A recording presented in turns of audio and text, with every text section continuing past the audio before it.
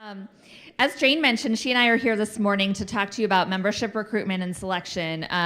It's a critical topic, so we're going to really appreciate your utmost attention. So we try to get all this information explained to you as much as we can. So one thing to know about Mortarboard is that it's unique. You've heard this before. We talked about it yesterday. We're going to talk about it again. Consider the purpose of Mortarboard. We're an honor society that recognizes students for accomplishments in scholarship, leadership, and service. So we are unique because we recognize students for all three ideals. That's a pretty impressive thing. We're also unique because we only recognize college seniors. Historically, Mortarboard has been the preeminent society for college seniors. So as we'll talk about as this presentation goes on, we know that there are fifth-year seniors now. There are people who graduate in 3 years. There are a lot of permutations of this rule. But this is critical to remember. Mortarboard is unique because you all will have the responsibility to select the next class and honor them for scholarship, leadership, and service as they move into their senior year. And that's very, very important. So that's our setup for the rest of our conversation this morning. Selection is the most important thing that you do. Why is that? Chris? Because it continues our legacy. Right. If you don't select, what happens? Your seniors, you go away, and the office at the student union that Mortarboard holds is empty the next year, and then your mailbox gets closed up, and that's it. But it's more than just that practical aspect of it, that a chapter would cease to exist.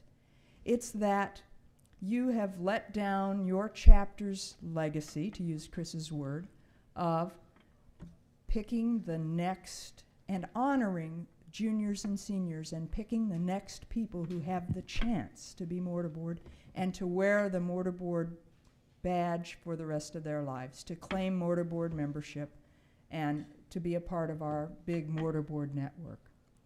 So selection is the most important thing that your chapter can do. It's our hedgehog concept. It's why Mortarboard was started, to honor college juniors, to select them and let them serve for 1 year. Mortarboard, think of it like an Oreo cookie. The first brown part of the Oreo cookie, the wafer part, is your tapping, your selection, and your tapping. And then the other wafer on the other side of the Oreo cookie is when you select and tap the next class. And in between that gushy, tasty white center, if you like that kind of Oreo cookie, that's all the projects that you do to serve your alma mater during the year. And depending on whether it's a double stuffed Oreo, some chapters' projects are a little plumper than other chapters' projects. But every chapter must select and pass along the honor of becoming a member of Mortarboard to those who deserve it. And so that's our hedgehog concept. Our ideals are around our selection. And what are our ideals again? You guys are great. We're going to give you a chance in a moment to talk about what that means. But scholarship is not just a GPA, because that is, to some people's minds, pretty easy to attain a high GPA these days. But also research, papers, presentations, enhancement of knowledge within a particular discipline, or recitals, juried shows, or other programs and presentations that involve a particular discipline. Service to the alma mater and to the community and others may come in many different forms. And leadership in organizations, not just having a title, but true leadership is what Mortarboards look for: scholarship, leadership, and service. And I just want to talk a little bit about the concept of servant leadership. Many of you may know quite a bit about it. I see some smiles in the audience. Robert Greenleaf from Indiana University developed the concept of servant leadership, which is a combination of being either somebody who just serves kind of routinely or somebody who is a leader who is out front. But there's this concept of servant leadership that Mortarboard is interested in and that you might want to bring to your chapter. The servant leader is a servant first. It begins with a natural feeling that one wants to serve first. Then the conscious choice brings one to aspire to lead. And so that person is sharply different from one who is a leader first, perhaps because of the need to assuage an unusual power or drive to acquire material possessions. The leader first and the servant first are two extreme types. Between them, there are shadings and blends that are part of the infinite variety of human nature.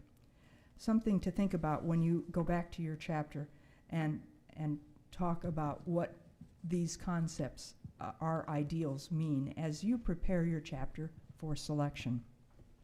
So we want to take a couple minutes now to let you talk about what our ideals mean. So this section of the room over here, you're going to be thinking about scholarship. This middle section is going to be thinking about leadership. And over here in the corner, we're going to be thinking about service. So I want you to just take a couple minutes and turn to the people right around you. This team over here, I want you to talk about what it really means to be a scholar. So what are some of those things that come to mind when you're thinking about evaluating scholarship in a potential mortarboard? You can go ahead and sort of turn to the people around you. Service, what does it mean to serve? Leadership. What does leadership mean on your campus? Does that mean that you're the president of every organization? Does that mean that you are giving of your time to sort of several different organizations? Take a little bit of time to talk about what leadership would mean. And over here, service. So what does it really mean to sort of fulfill that ideal? What are you looking for in terms of a mortarboard when you're speaking about service? So you want to start thinking about as you're going to be moving forward through this year, you're going to be in a position that you're sitting in a selection meeting and you're talking about these things. Your chapter needs to come together as a group and have a good feeling for how you're going to evaluate that. So consider this a little bit of practice. Turn to those right next to you and just start talking about it. We'll give you a couple minutes and then we're going to ask for some responses.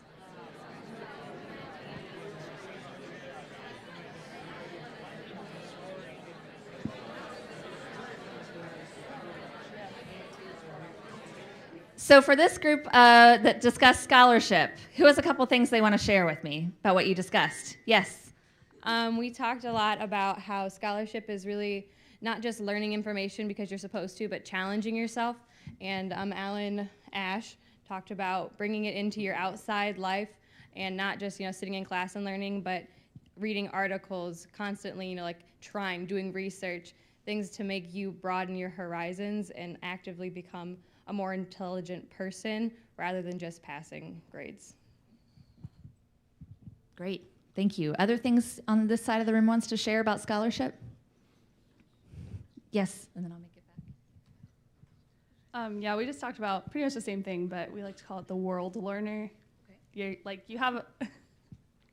You have like a major and you know all of that, but on top of that, you want to know like all there is to know. You want to, like she said, read articles and just be aware of what's happening around you and knowledgeable about your world in general. Great, so kind of a lifelong learning sort of thing. I like that. Good. I saw a hand back here first, and then I'll come back. Was there one back here still? Just about trying your hardest, just going into a classroom, and whether or not you get an A in the class or not, it's about what you take away from it and, applying it elsewhere. Okay, great, I like that. And last one.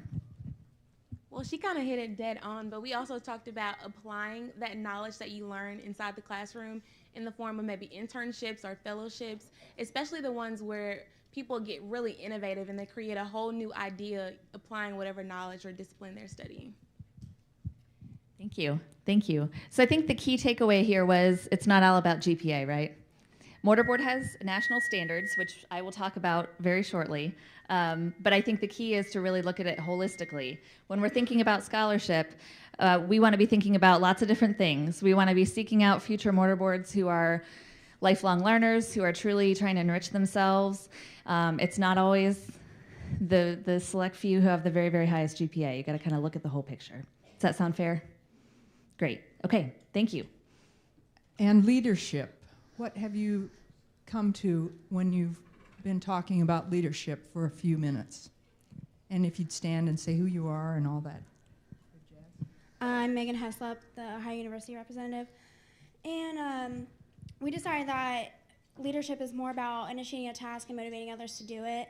You have to set a good example and keep the energy up. It's not just telling people what to do. All right. Not just telling people what to do. Oh, we discussed how many leaders there are on our college campuses that don't have a title or that have a title for a smaller organization. And it's really, if you do have a title, do you do something? Do you fulfill your position? And if you don't, do you still motivate other people? And do you get the job done when it's supposed to be done? And say who you are. I'm Katie Bollinger from Butler University. Thanks, Katie. And over here somewhere. Hi, everyone. Patrick Parkinson, University of Michigan. What we discussed was that, leadership was pretty much empowering others to greatness through your own greatness. So, like the Steve Jobs of the world, the Google CEOs, why are those companies so great? Why are they so great as leaders? Because they empower others to think, to be brilliant, that inner brilliance we all have. They bring that out of everyone instead of saying, hey, I'm the leader, I'm the one with the brilliance, you guys take my orders. It's instead saying, hey, we can all be brilliant in our own way. So. Anyone else here on leadership? Coming back your way. Would you pass it down? Hi, I'm Carolina Melcy. I'm from University of Hawaii. I think there's really two components of great leadership. And I think those two components, we have a saying, I'm a social worker. It's called the strengths perspective. It's looking into everyone to find their potential and really bringing that out, enabling them to bring their strengths out because everyone brings something to the table. So that's the first component, is enabling others. The second component, I really believe, is to inspire others to create some sort of change. So that's what I think leadership is. All right, did you have some good discussions over on this side of the room in terms of service? Great, you want to share right back here. Thank you. I'm Aja, and I go to Occidental College in LA. Talking about service, we talked about doing more solidarity activities rather than just charity, because that's so short term, and doing something more fundamental is really kind of what your alma mater needs and what your community needs, as well as doing what's needed of you, not just what's convenient for you to do. So if your school doesn't want cookies, don't do a bake sale, but if your school needs a garden planted or something like that, that would be a better form of service. Great, thank you. Over here. I'm Jason Romero from the University of Colorado. And to me, I guess service, it's a lot more than just, community service, hours, things like that. It's about commitment to a larger idea, a larger goal. If it's your community and you're willing to serve, you're willing to put whatever it is before yourself, and that's like actually dedicating yourself, and to me that's what service is. Good, terrific. We have another one back here. I think I saw the hand back here. Hi, I'm Kristen Horner from North Dakota State University. We talked about dedication to service goals for the chapter, and I personally at my chapter have been pushing for requiring outside hours, just a couple of hours per semester, and it's not that hard to give an hour or two on the weekends or on a day you don't have class, and I think that really demonstrates your character and your dedication to service and the community. Hey, thank you. I think both of you had a little bit to say. Hi there, I'm Quentin from the University of Oregon.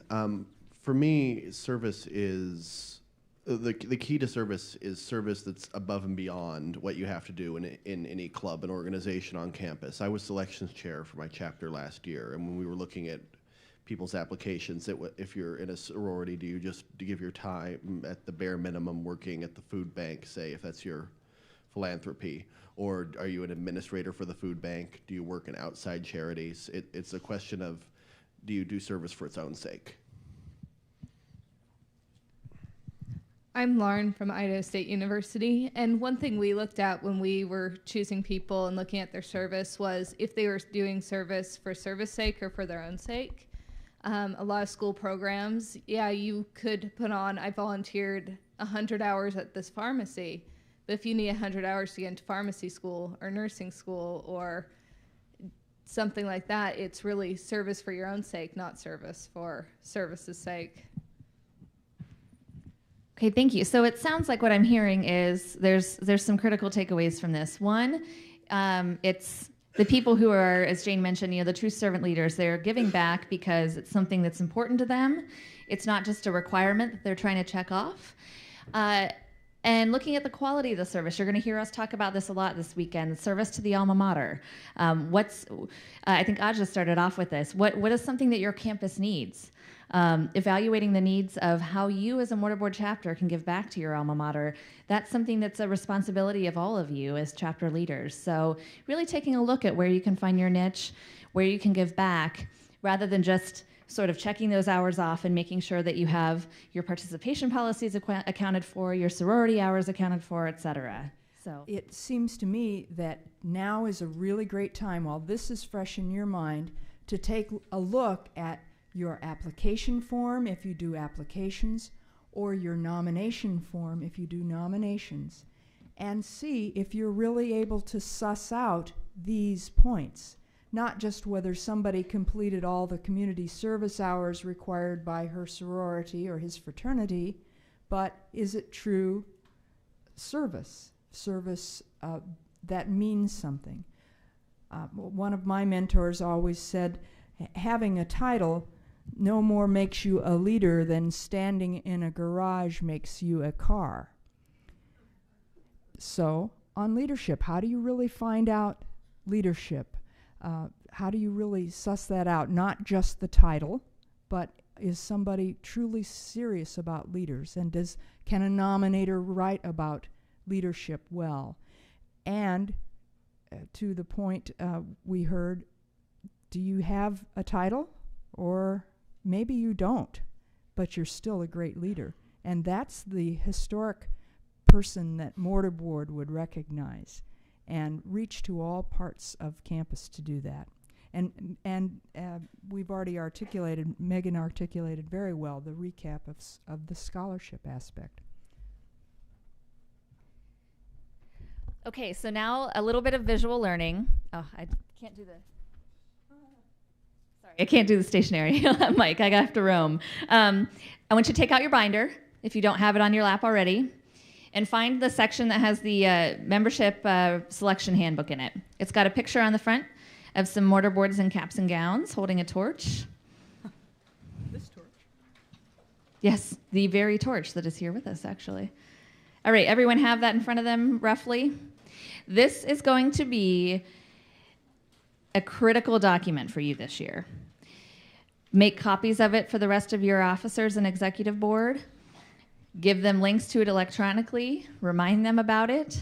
Quiz them on it. This is going to be, it answers virtually every question that you can come up with about selection. So it's going to be really important. Another fun thing about this handbook is that it uses acronyms. Yay!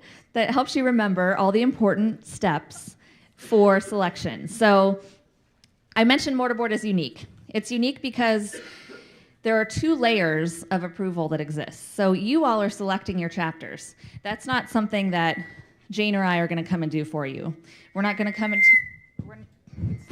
to your chapter. We're not going to tell you who you should be selecting. That's your responsibility. That's your job. That's your honor. But once you do that, I'll talk more about this later, but you need to pass that information on to us so that we can verify that you're meeting all national standards and so that we can help you finish up the process. But in order to get there, you need to remember selection perfection. So we're going to go through this acronym for PERFECT that's going to help you have the best process that you can have on your campus. So PERFECT stands for plan, engage, reach out, formulate, elect, check, and tap. So we're going to go through each of these in a little bit of detail. You can follow along in your membership selection handbook. The first several pages will outline a lot of the stuff that we're talking about. And Jane's going to start by talking about planning. What have you found effective when you plan? Just shout out. When you plan anything, your day, your year, a program. Writing it down. Thank you, Patrick. Yes, ma'am. A visual calendar? Checklist. Leave enough time. Deadline? Have we covered it all? I'm sorry? Organization. Very good. You've hit the high spots, and obviously your mortarboards, partly because you're busy, you know how to plan. Because your mortarboards, it's clear you've planned well and organized well, met deadlines, achieved. You're excellent. And because you're so busy, and all of your members are so busy, you have to plan.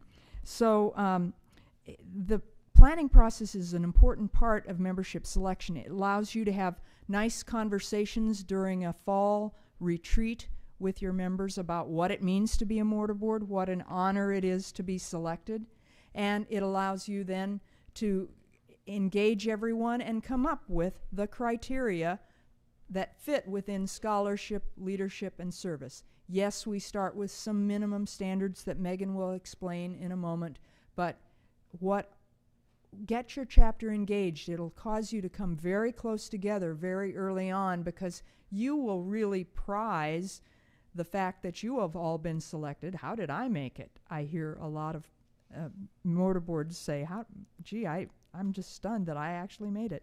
And it makes you come closer together. So the planning is very worthwhile, but it also allows you to create that calendar in everyone's mind and in everyone's date book and personal planner to make sure that selection is on their minds from the very beginning, because it is the most important thing that you can do.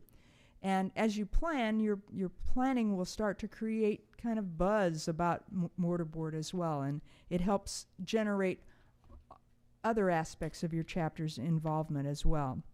So planning is a part of PERFECT.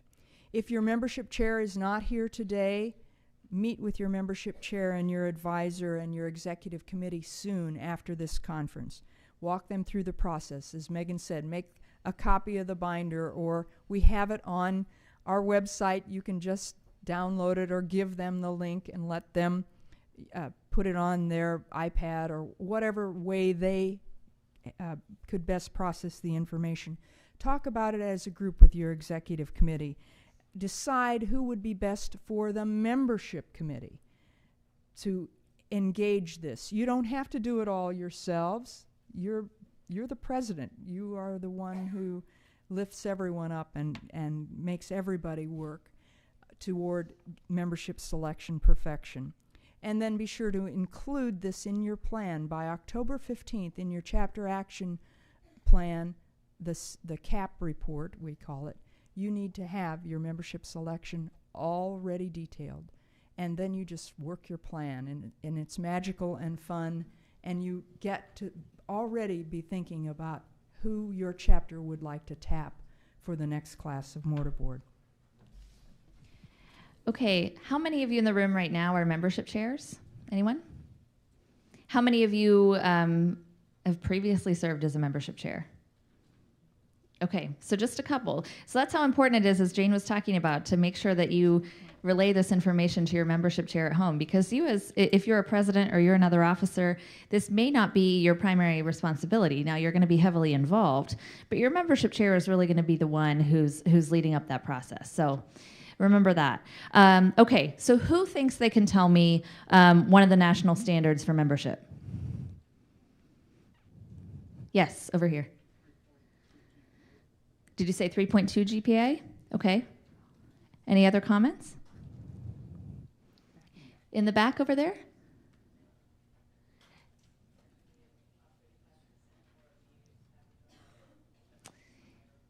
Okay, top 35% or a B average, I heard back there. What do you all think? Yes. Okay, so it's interesting the answers that we got. The technical national average is that you have to be in the top 35% of your class or have a B average, which is 3.0, whichever is higher. So I have no doubt that I heard the 3.2 over here because that's what it is on that gentleman's campus. It's going to be different from campus to campus. That's why you have to do your research and you have to find out, you have to talk to your university registrar and records, you have to find out what that figure is because it's going to vary, and that's very, very important. You can't just take the 3.0 and run with it. That's not what we do as mortar boards. So you do a little research, you find out what that top 35 percentage is. You might have a little trouble with that. Your registrar might be hesitant to share the information. Involve your advisor. This is very important. This is a key honor that the university wants to bestow on its students. They want to have mortar boards on their campus, so they're going to work with you to help find out that information. But make sure you're working with your advisors and other resources on your campus so they can help you find that information. Now, we already talked about senior standing. One of the reasons mortar board is unique is because it honors seniors. So you're going to read more about this in your handbook, but back in when mortar board was founded, it was much more rare to have a fifth-year senior, to have someone who graduated in 3 years. We're seeing more and more sort of different permutations of academic programs. So the standard here is someone has to have reached junior standing in terms of credit hours on your campus. So again, some of you are on semesters, some of you are on quarters. That's going to look a little different to each of you. So make sure that someone has achieved junior status, junior standing. They may be a second-year student. How many of you came into college with AP credit or college credit? See, it's not unusual at all that you're going to find students in all walks of the university that are going to be eligible. That's why it's so important that you reach out in so many different ways, which we're going to talk about a little bit later, to catch all of these different people that are eligible for membership. It used to be, back in the olden days, that people went to school, they graduated in 4 years, and it was very easy to select mortar boards. And I love the fact that mortar board has been able to shift with the times to accept advanced placement credit, deal with 3-year programs, and that's something that you may want to look at as well. As if students are graduating earlier and earlier, are you getting all that information from the registrar's office? And that's bundled information. The registrar should be able to tell you that with ease. It's the release of actual grade information that may be more hard to obtain, and all the more reason for you to plan. The next part of perfect is engage, and I've already talked with you a little bit about that, and you can already draw these assumptions. Engage your chapter members in how to understand how great mortar board is and how much fun it will be to select the next class of mortar boards. Go through the member guide, put a bit about membership selection on every agenda item throughout the year, every meeting that you have. Start leading up, building up to the chance to select new members. And engage your chapter members. Bring the conference home. Talk with them about what you've learned. Get your advisors involved early on, and let them start looking around in their classes or their labs that they teach or tutorial sections that they run, student organizations where they are the president, and start to identify mortar boards. Okay, so the next part of perfect is reach out. There's a lot of components to this one. One of the key factors to remember, Jane mentioned your CAP report earlier that's due in October. That's really going to start setting the tone for laying out this whole process early. Recruitment is something that really, it shouldn't occur to you at some point during the year and you say, okay, we got to recruit. Let's do it. The goal is, at some point, this is going to be a natural thing where just by being, you are recruiting. When people see mortar boards on campus holding a terrific event, that's recruitment because they want to be like you. When they see you tapping someone in a classroom, then that's recruitment because they want to be that person when they grow up. So that's sort of the foundation. That's the goal. I know, we're not all there, but if you think about it in that sort of way, in terms of what can you do throughout the year so that you're helping yourself along the way and you're not scrambling at the end. Of course, there are a lot of things we can do, which we'll talk about here, that can help get the word out about applications and nominations and that sort of thing. Start thinking about what you can do throughout the year that's going to gradually attract attention to yourselves and thereby help your recruitment process. Use the resources and contacts of your membership. Everyone should be involved.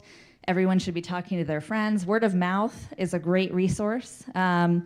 You really want to talk to your friends, talk to people who are in like organizations you think are going to be great for membership. That's just really, really important. You want to reach out to diverse groups. I talked about this before, how you want to make sure that you're reaching everybody who needs to hear about Mortarboard.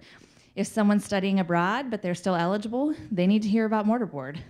If someone is a non-traditional student or they don't live on campus, they need to hear about Mortarboard. So get your chapter thinking a little bit about how you can reach out to them. Maybe they don't check their campus mailbox, so putting a letter in their mailbox is not going to help. If they're abroad, clearly that's not going to happen. So how are you going to reach them in a different sort of way?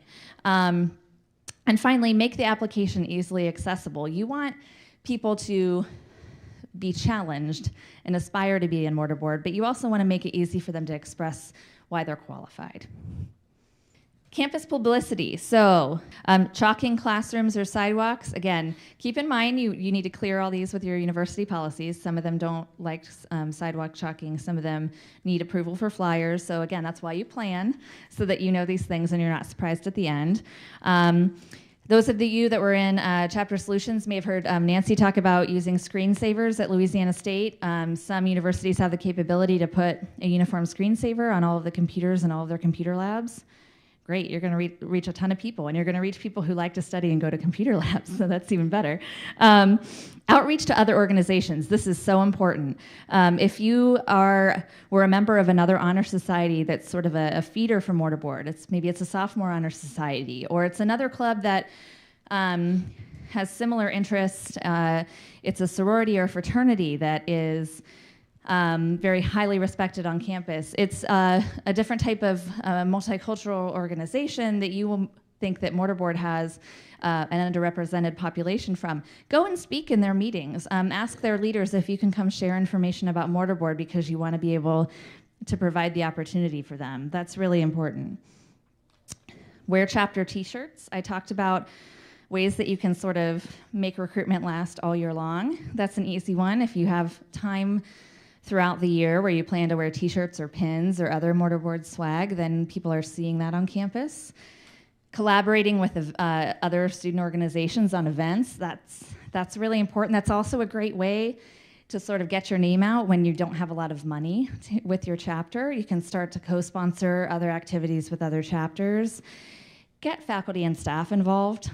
Ask them for nominations, ask them for recommendations of students that they've worked with who would be great for Mortarboard. Use Mortarboard Week to publicize. We have a whole week. Who knew that we had something called Mortarboard Week? It's great. It's in February. It celebrates our founding. So that's really a great opportunity for you to showcase Mortarboard to your campus. And it often ties in with recruitment and application and nomination processes just because of the timing.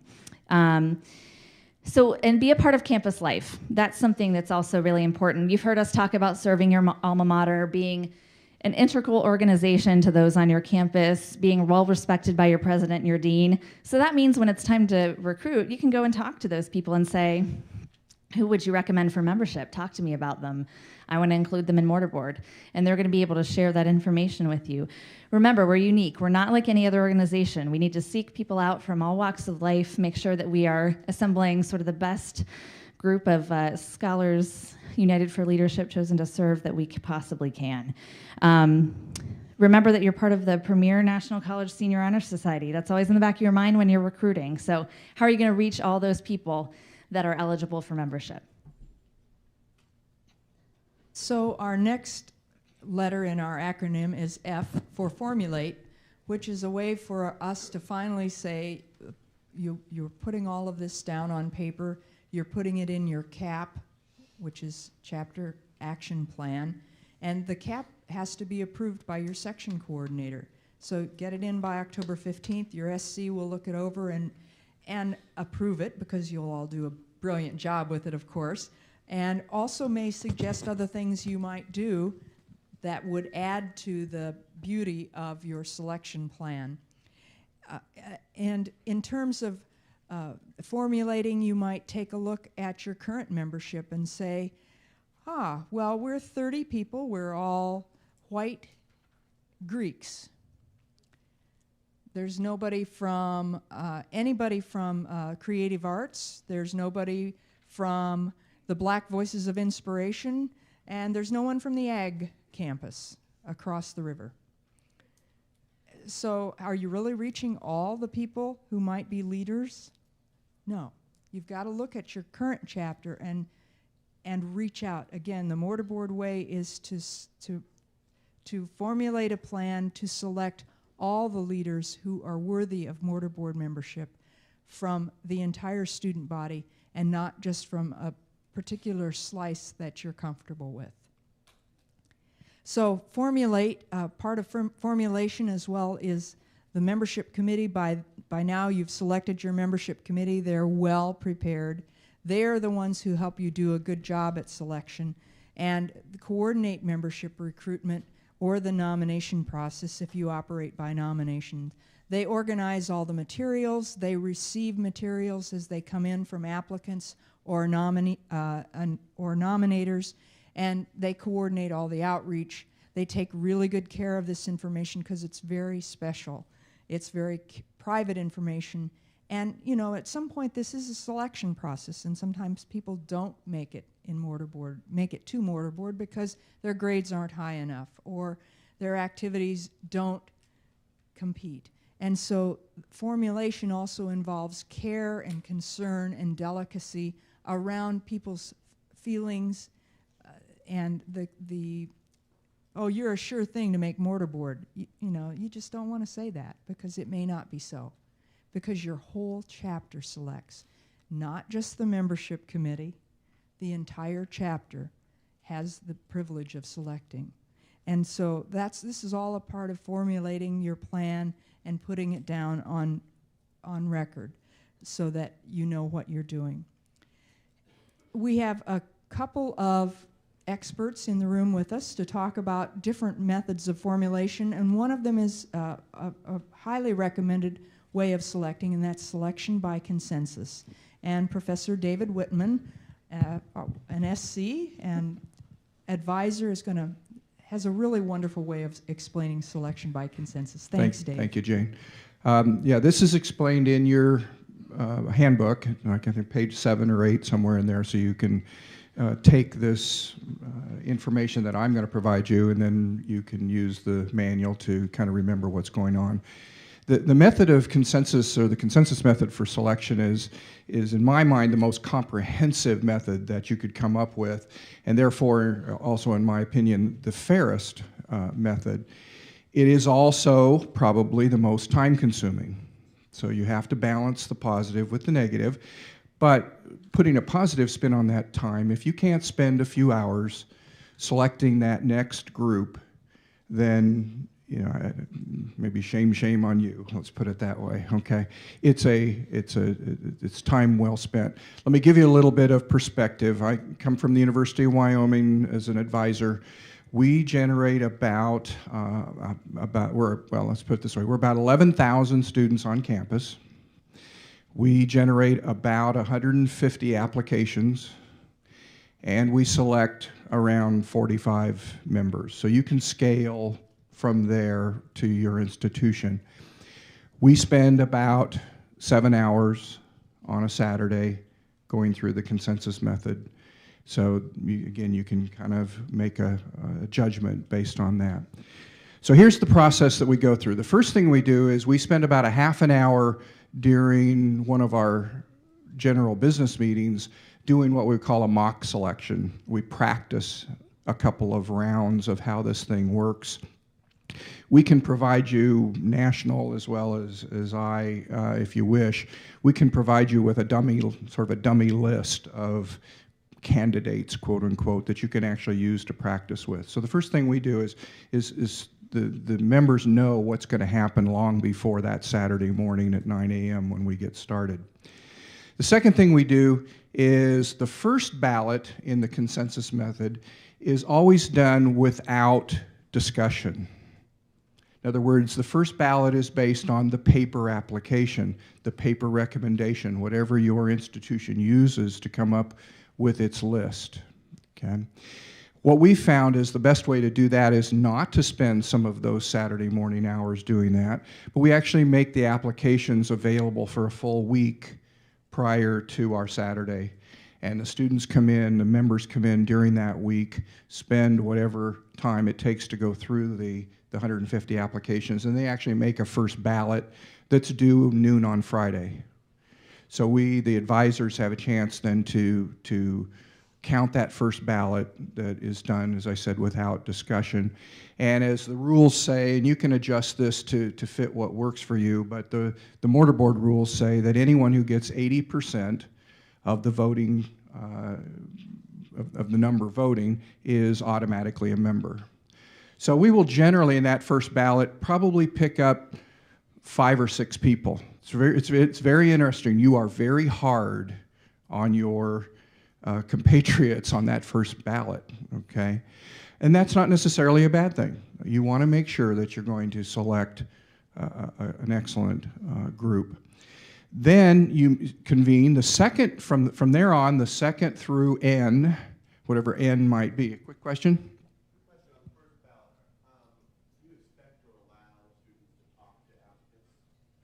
You can do that, yes. Generally, some institutions, we don't, well, I shouldn't say that, we have had in the past sort of an informational night, say a couple of weeks before. My only concern about having that tied to selections is then people think I have to come or I'm not going to get selected. So be very careful about how you advertise it, okay? But generally, you're basing your first vote on what they put down on paper, okay? So then the next set of ballots work like this.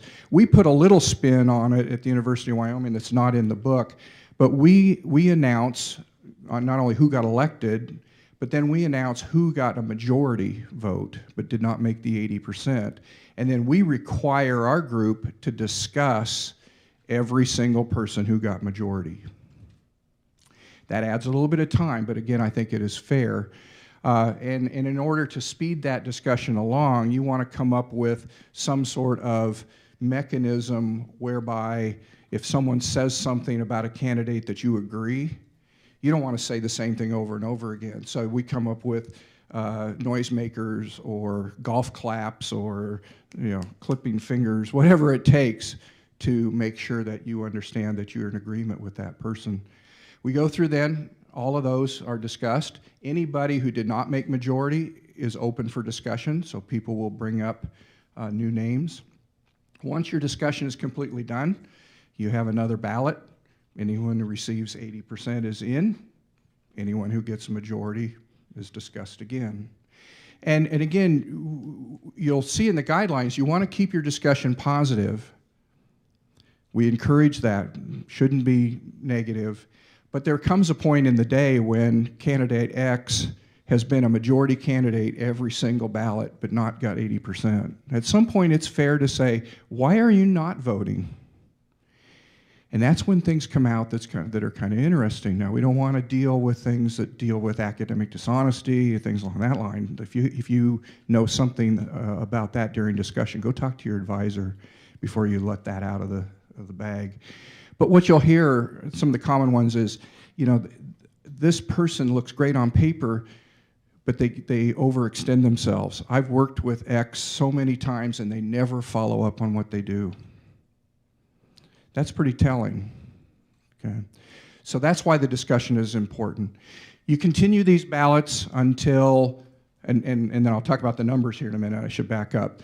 You have a minimum and a maximum. Minimum number is 15, so we want all chapters to be at least 15. The maximum is either 50 or 1.5% of your junior class, so you can figure out what the numbers are. So let's just make it easy, 15 and 50. If you elect, let's say 5 on the first ballot, okay, now you have minimums of 10 and 45. Okay, you just subtract the 5 that you selected. Then what that means is you must vote for at least 10 on the second ballot and no more than 45. Let's say then that 20 people get in on the second ballot. That's pretty common. You have generally your second ballot is your biggest. So let's say 20 more get in. Now all of a sudden your minimum is 0. Your maximum is 25. And so you just keep continuing this numbers game until you either get to 50 or whatever your max is, or you have 3 ballots in a row where no one is selected. And that's kind of the approach to take. So that's the consensus method. Like I said, it's somewhat time-consuming, but it is probably the most comprehensive in all of the different methods that you may hear about. One last thing I'll say is I feel very strongly that you should not do this blindly. Know who you're voting for by name, even on the first ballot, because it's important. You know those juniors that are coming up, many of them, and you've worked with them. And so it's important to know that you're voting for Joe or Susie, or discussing Joe and Susie, and not just a blank sheet of paper with no name on it. So I'll throw that out there as well. Thanks, Dave. And since you brought that up, I'm going to ask Susan Caples to speak briefly about our, if you can, about the method of selection that's institutionally that you've worked with your institution on, I should say. Susan? I know y'all are tired of me, but I do wear the other hat that I'm one of the advisors at the University of Alabama. Glenda, are you in here? It's another advisor. We have another one, and then we have 2 junior advisors. We're very, very fortunate. I totally agree with Dr. Whitman, but our university, we have to have blind selections. And we have been begging for years for that to change, but they will not let us change. So the Dean of Students office collects applications for 4 senior honor societies. They set the dates. We do get input on the application. So Mortar Board does have our own application, so we can ask some certain questions. Then after their deadline, they give our membership chair and the advisor the password to be able to look at those applications. We are also very fortunate. We are a campus of close to 33,000. We almost always have over 300 applications. So we are very fortunate about that. We, in the past, have grown because our campus has grown very rapidly. So we have now, this past year, we selected 69. We kind of vary from that, but our Vice President of Student Affairs encouraged us to go larger to recognize as many students as we possibly could.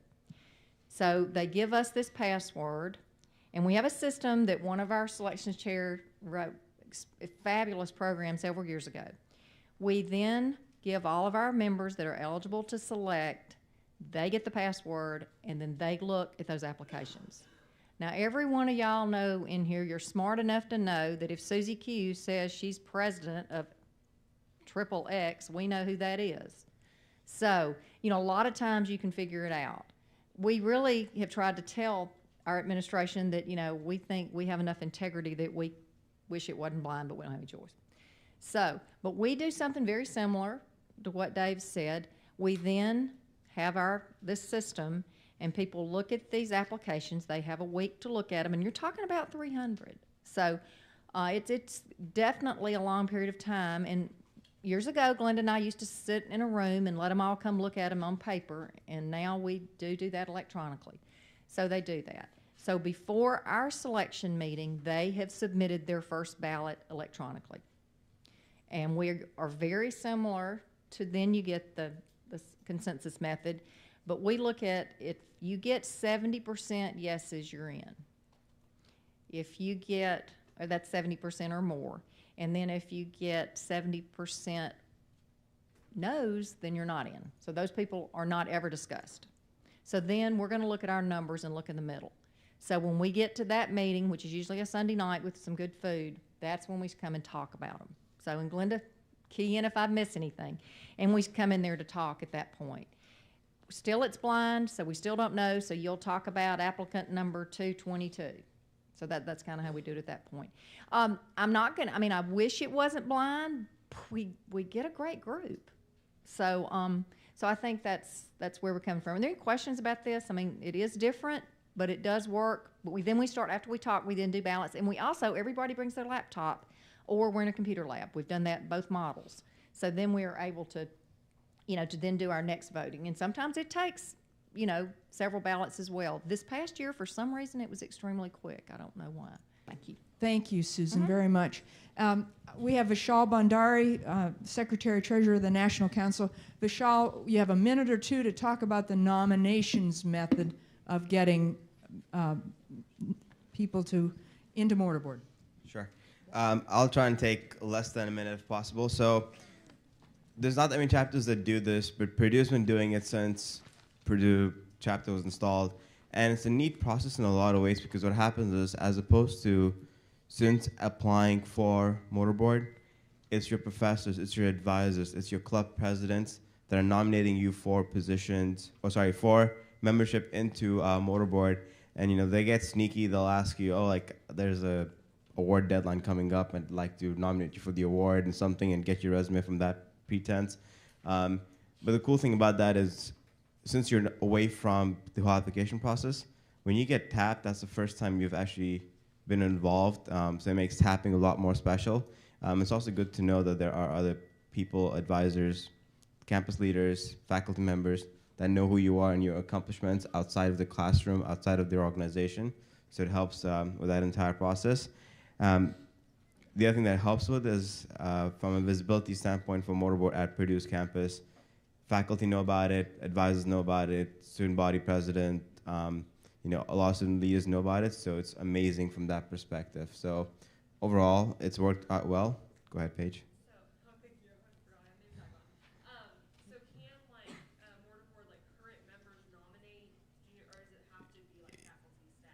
Current members can also nominate for next year's positions.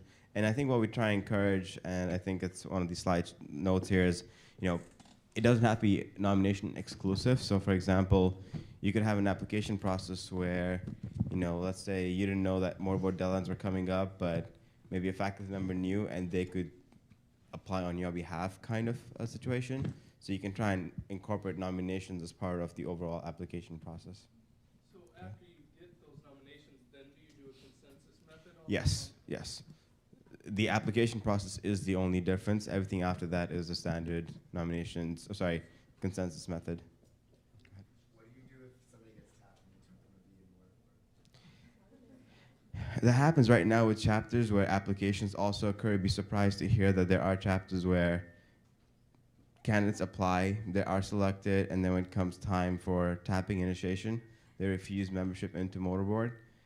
It's a not happy thing to happen, but at the same time, it does happen, and that's just a peril of both processes. But it actually never happens at Purdue in a lot of ways, because it's almost like winning an award. You're like, I got into mortarboard, yay! Like, then apply for it. It's awesome. Yeah, if chapters want to get together and figure out how to supplement, you know, for example, you may want to have a fundraiser and say, we're going to raise $75 per person and use that to pay. That's kind of a chapter-based solution. There are other situations where the national office can help you out with some membership things. So, I know you'd like to hear from everyone, and we're watching our time carefully. So we'll move on to elect, which is part of perfect. This is the actual time of election. Your members should all be there. It is the most important thing you do. So pick a time to elect, and elect your members carefully and thoughtfully. Have everyone start the session and finish the session. Don't have people running off to play a softball game or take a test. Find a time, get it on the calendar now, for next semester, to have a perfect election so that everyone can be a part of this great thing that you're doing, honoring the next class of mortarboard. And it should never be done electronically or haphazardly. It's done in secret. You don't go around and run around and say, you got into mortarboard, don't tell. I mean, this is part of our way of doing things, is that we do things a little differently and very excitedly and with great ceremony. So you need to do selection with the care and concern for potential members' academic records and for their sensitivities, and also for your chapter members to understand the import of what they're doing. Okay, we're still on that perfect acronym. I'm down to the C. C is check. The role of the national office, I'm going to go over very briefly. A lot of this is detailed in your membership selection handbook, so please make sure you refer to that. We mentioned that your CAP needs to be reviewed by your section coordinator. You have to submit what's called an official membership report to us.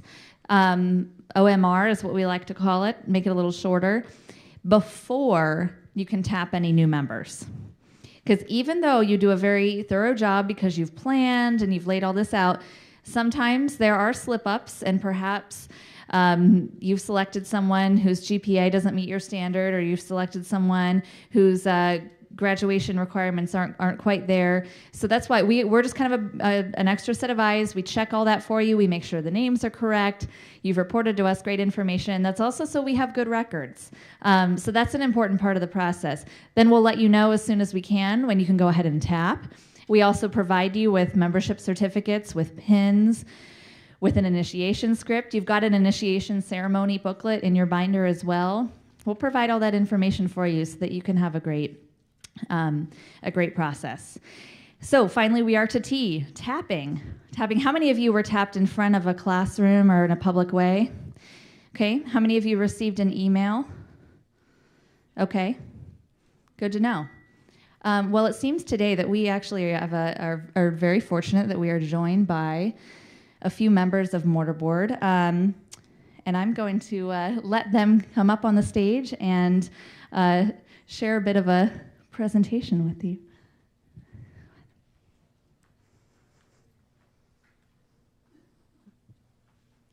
Good morning.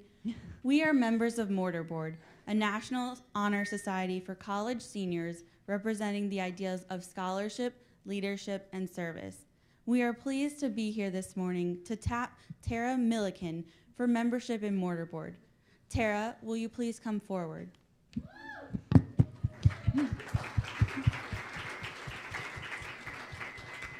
Tara is a junior majoring in agricultural education and English. She is a member of Sigma Alpha sorority and a 2-year co-chair of Scarlet and Gray Ag Day.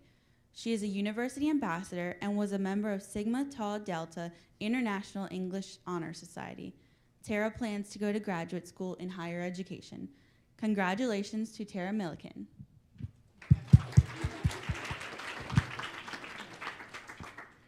All right, thanks all of you. See how that went? So that was fake. Tara's a member of Mortarboard.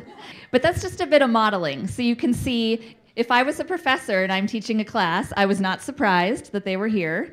I didn't freak out. I invited them forward. I recognized who they were. They explained themselves. They read a little bit about who they wanted to tap, and they engaged the whole class. So see how that can work if you're doing it in front of people? So now I've intrigued those of you who didn't know what Mortarboard was, and you want to learn more. So that's really why we encourage tapping to occur in a public place. We understand that sometimes classroom tapping is not possible in all universities, but as much as you can, you want to get out of that just sending them an email or a letter. You want to make it special. That's why we're unique. I'm going to breeze a bit through orientation and what happens after that. There's some guides to orientation in your membership selection handbook. There's an agenda that you can follow. Make sure that you're covering all that you need to cover with them before initiation if possible, so they can know what their year is going to be like and make informed decisions. As far as initiation, make sure people are paying dues before they initiate. That seems like a bit of minutia, but you want to make sure you're not hunting them down after they've been initiated. No one should be initiated without paying dues. Invite important people to your initiation. Really make it special. When you planned, you should have laid all this out, so everything should be in place for you, and you should be ready to go. In terms of fees, let me just say that it's our belief that if someone pays something for something, she or he is more likely to value it.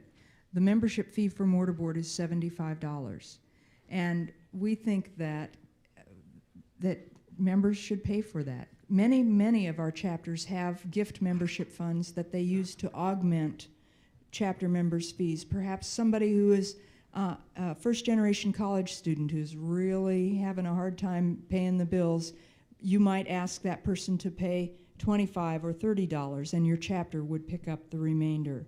There is one gift membership that is allowed by Mortarboard Incorporated, the national organization, to every chapter every year. You could split up that gift membership among 3 people, for instance. But really think about the importance of mortarboard membership, and that if you pay something, you're more likely to value it. Your own local dues should be kept reasonable, of course, and you would hang on to those and use them for chapter projects, but your fundraising might help to offset your local dues and keep them lower. Initiation, Megan mentioned, there is a booklet in your packet, which is also online. We hope you would initiate with ceremony and pomp, inviting university officials and family members. And you want to talk briefly about more resources, Megan, and I know we're about out of time. I know, and as Jane was referring to initiation, keep your eyes peeled tonight when we have our candlelight banquet. That's really the kind of pomp and sort of ceremony you're going for. In terms of resources, we've mentioned several. Your membership selection handbook, which you were probably flipping through as we were talking. Within that, you have our recruitment and selection principles. It's the perfect standards that you want to make sure that you are following so that you have a successful process. The initiation ceremony handbook is also in your binder and online on our website so that you can share it with your group. Your people resources, us, your chapter advisors, your section coordinators. These people have been through it before. We are more than willing to answer questions for you. Our website, the rest of your chapter, previous chapter members. There's a lot of resources out there for you, so please use them. This presentation is also going to be on our website so that you can collect all of your resources together. And I know that there were several of you that we didn't get to all of your questions. So we're going to be moving on shortly, but I want to make sure that you are able to find Jane or I or Dave, Susan, or Vishal, or anyone else who helped us today so that we can get those questions answered for you, because this is so important. As you've heard before, mortarboard is unique. You need to make this process unique. You need to do a thorough job. So you need to educate yourselves with that handbook, with all the standards that you need to accomplish. I know it's hard to think about now. It's July. This is something that is going to be going on when you're back on your campus, but it's so, so important. So thank you for making that a priority and doing the best that you can with it. And thanks for listening to us today. Thank you very much.